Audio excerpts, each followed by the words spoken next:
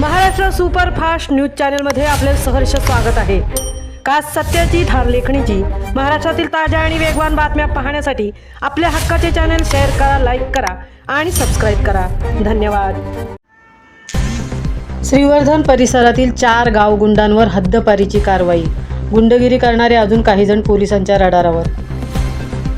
श्रीवर्धन शहराला लागूनच असलेल्या आराठी ग्रामपंचायत हद्दीमधील मेटकर्णी या परिसरातील 4 गाव गुंडांना उपविभागीय अधिकारी श्रीवर्धन यांच्या आदेशाने हद्दपार करण्यात आले आहे।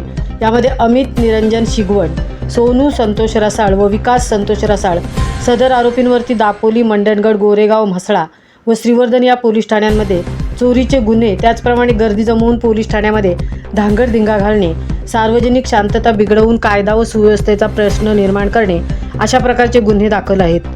तसेच गणेश रामनाथ निकम राहणार मेटकर्णी याच्यावरती देखील मारामारी, महिला छेडछाड व बेकायदेशीर जमावाचा भाग होणे इत्यादी गुन्हे दाखल होते।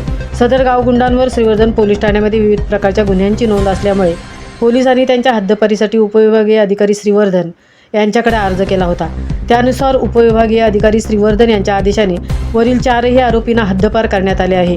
मेटकर्णी तसेच श्रीवर्धन तालुक्यातील अजून काही गावगुंडांवरती हद्दपारीची कारवाई होण्याची शक्यता असून पोलिसांकडून त्यांच्यावरही हद्दपारीसाठी अर्ज केले जाऊ शकतात। आर्थिक गैरव्यवहार, खंडणी मागणे, फसवणूक, त्याचप्रमाणे बेकायदेशीर जमाव जमवून पोलीस ठाण्यात नेणे, पोलीस ठाण्यात येणे असे प्रकार रडारावर असलेल्या गावगुंडांकडून करण्यात आल्यास श्रीवर्धन पोलिसांकडून सदर गावगुंडांवर देखील कारवाईचा बडगा उगारला जाऊ शकतो।